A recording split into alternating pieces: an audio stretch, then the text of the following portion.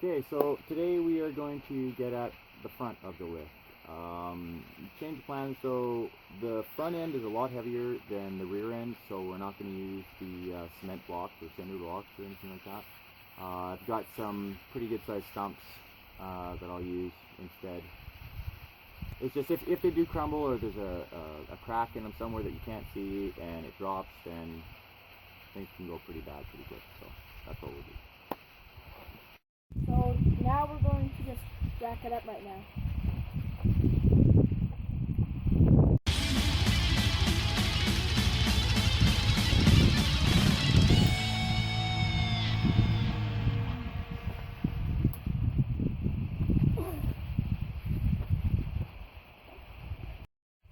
Okay, so we were going to use stumps, but I had a buddy, Doug, lend me jack stands, and they're the best thing to use, so that's what we're going to use. So we'll put them underneath. So what you're going to do now is take off both of your front tires because we've already done the lift in the back.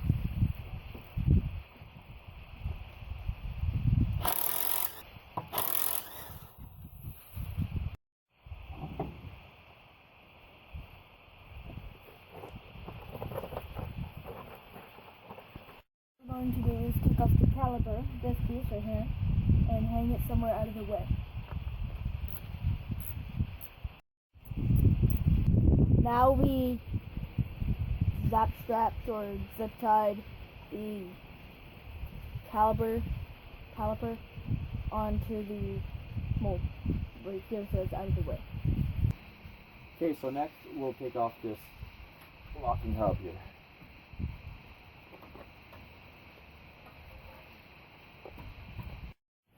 Okay, so now we want to put our jack underneath our bottom ball joint there.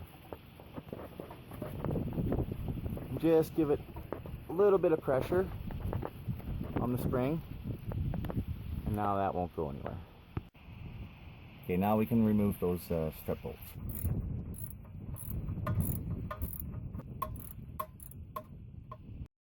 Now we'll take off that castle nut.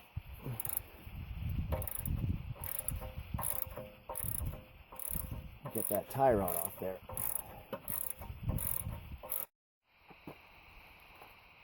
Okay, now we're going to take out this little clip here. Usually you can get away with using other things, but if you use these proper clips, or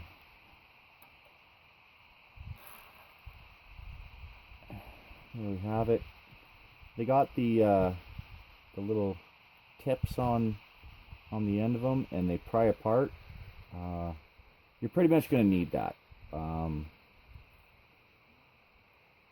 You see how it's set there? That looks a little bit off. I'll have to just maybe make it a little bit more circular, probably down on it or something. But yeah, it's that's something you're just going to need to get these off. I even tried a different pair that I had. I actually had to borrow these with the little tips at the end, because these were just not very good. They weren't the right type. But yeah, this is one of those. Now, you don't need a really good set. You usually find these in the bins of your favorite hardware store for like on special and stuff like that. But it is just a good, if you're going to do your own work, it's just a good tool to have around. You're not going to use it very often, but you are going to use it. Oh, and there's a little spacer washer here, just on the end of the clip there too. Okay, now we can start lowering down our jack.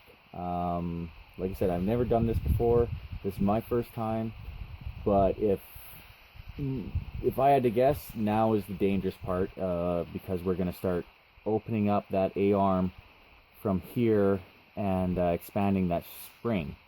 So as the A-arm comes down, I think that there's going to be a want to shoot out to the side. So what I'm going to do is I'm going to, as you can see how I have my jack set up, I'm going to be loosening from the front of the vehicle, so I'm out of the way. There's nothing over on this side except for the camera, really. Dogs are inside, kids are inside, wife's inside, nothing, and if it shoots out, it's just going to go into the door of my garage. So let's give that a try, see where we're at.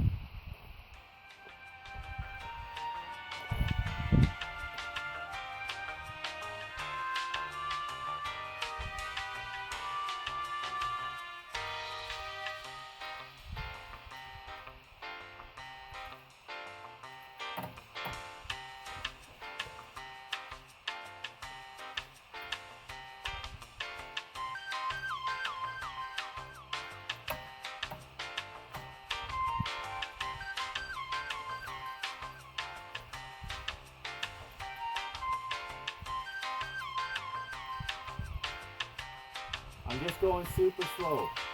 I don't know what's going to happen, right?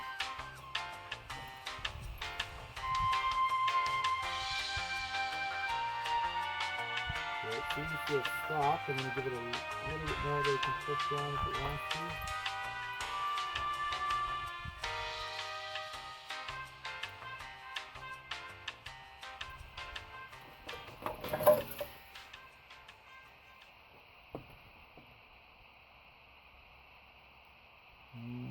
I don't know if that...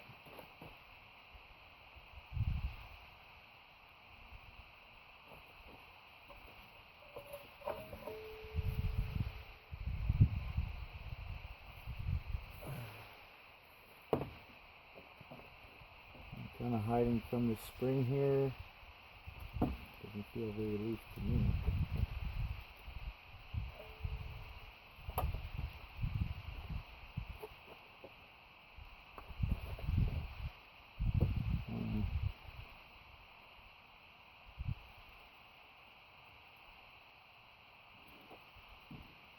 Okay.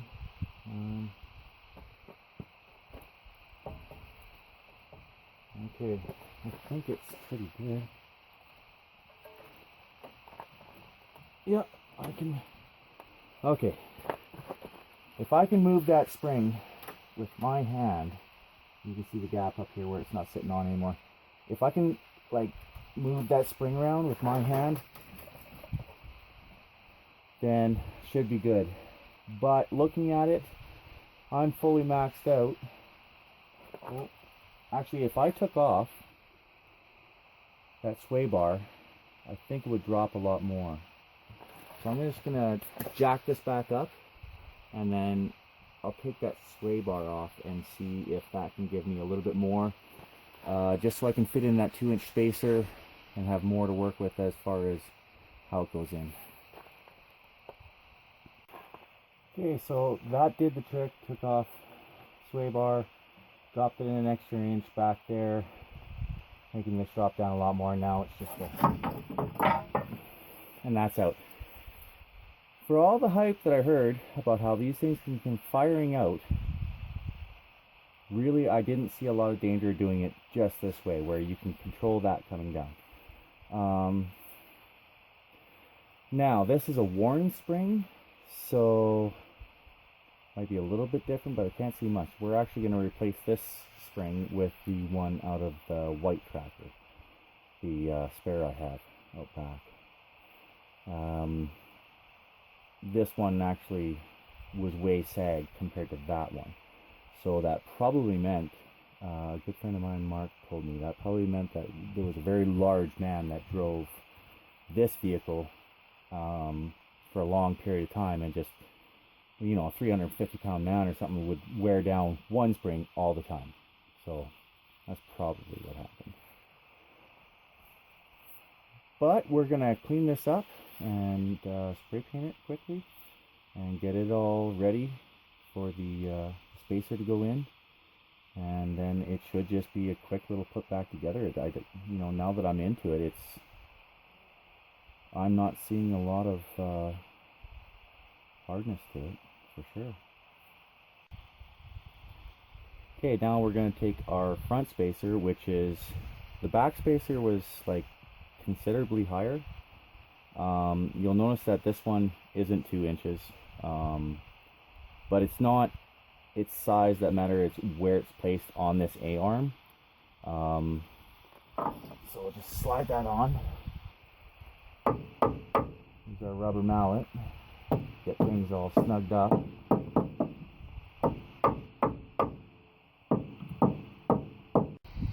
Okay, now we can get up there on top of the strut bolts.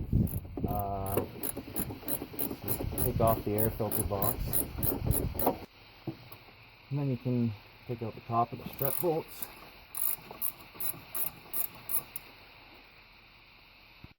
Okay, next we'll pound out these bolts, and we're not going to use any more, so if you want to leave the nuts on them, you can, just to pound on them and pop them out, and we'll slide the new ones in for the spacer.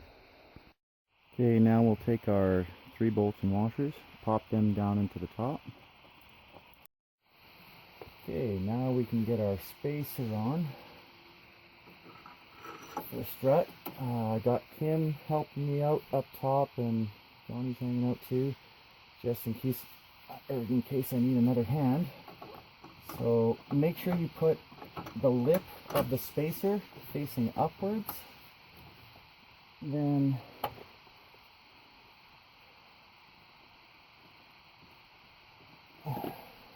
Johnny? Yeah. You want to come put the nut on here, please? No. Okay, now I can get Kim to just tighten up on the top, and I'll hold the bottom. Yeah. Okay, we've got everything greased. I think we're at the time that we can put everything up. We got our springs set good, right to the top. We're going to start jacking up on this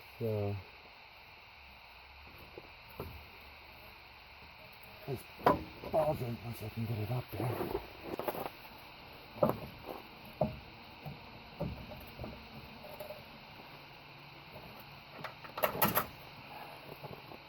There.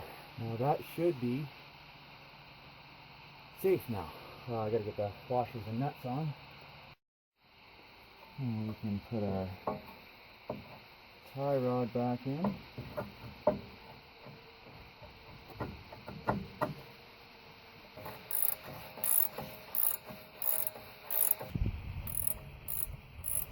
And we can do up those brakes.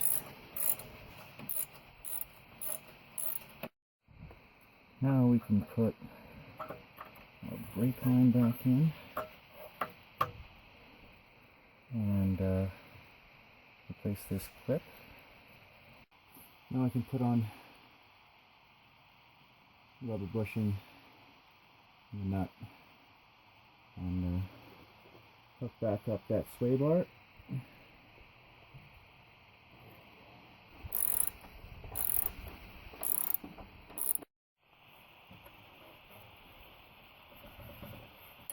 Give that a get your locking hub on. Seems I have one missing bolt. I was missing before, so just remind myself to get that.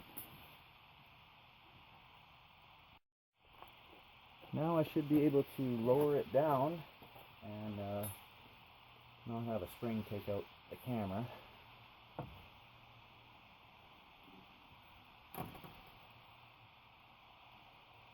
So far so good.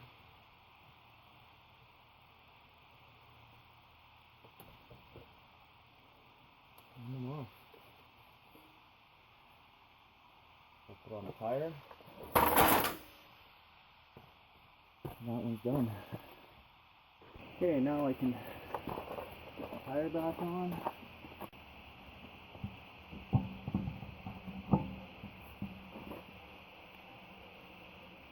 And that's pretty much it.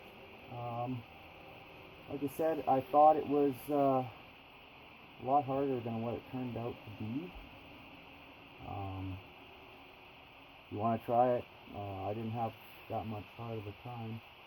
But, you know, there was a couple things. I had to drill out the strut plate for the bolts, things like that, little things. I also didn't know everything when walking into it, so, you know, you gotta try to figure everything out. But for the most part, that was pretty good.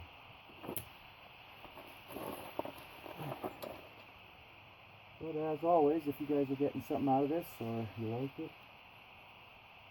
feel free to give a like and share and all that jazz, and subscribe, and we'll try to get lots of these out to you. I more or less pick what I do videos on by watching the forums and all sorts of Facebook groups. You just read what people are talking about and what are all the questions about, and that's how I kind of do it.